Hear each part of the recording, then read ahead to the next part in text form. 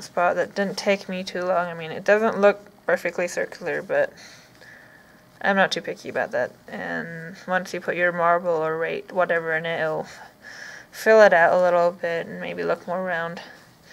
And so to close off, I'd kind of already shown how to do it, but basically it's, you know, the same concept of two together, but this time you for sure don't want to do, I'm sorry I keep going out of the view, you don't want to do like the single where you'll just keep going two together until this officially closes off.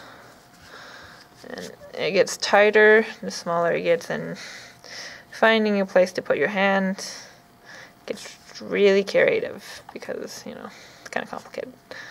And even I'm still having some troubles. So, you know. Yep. Ta-da. Oops. Don't want a single crochet yet. So.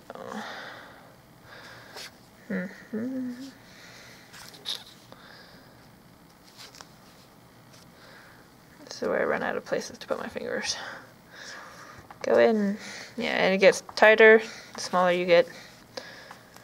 So just be aware of that. It's absolutely normal. Just working. Oops. And this is when I pull out my needle. You might want to be careful if something like this happens. Find where your yarn is. Pull that through. Find your first loop if you can. It's kind of tricky for me. So you might want to be careful when you lose your loops. You might want to just undo it if that's easier for you and get back to that first loop. But no worries. Doesn't have to be perfect. I'm not asking for perfection.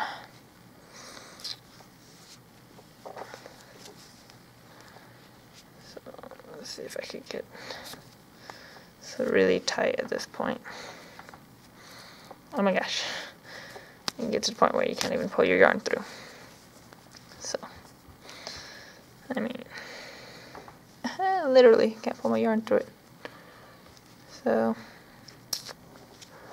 what may have happened is I accidentally pulled on one of the loose strands of the other loops, which is alright. Now we just gotta find yours. I'm gonna do something kind of crazy.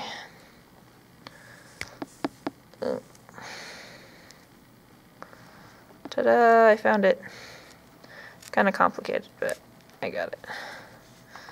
So basically, you know, you could hardly see the dinky little hole, which, you know, pretty much gets covered. So this next part is kind of like a slip stitch. You'll just go through, pull this through, and instead of wrapping this around like a single crochet, you'll just pull this straight through. That's your slip stitch, you know.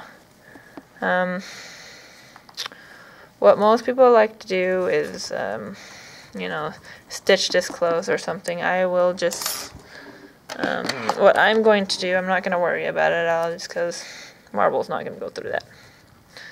You know, you can close it off if you want to. You'll get a lot more yarn than this because you'll have a special needle that comes with your crocheting kit if you have one.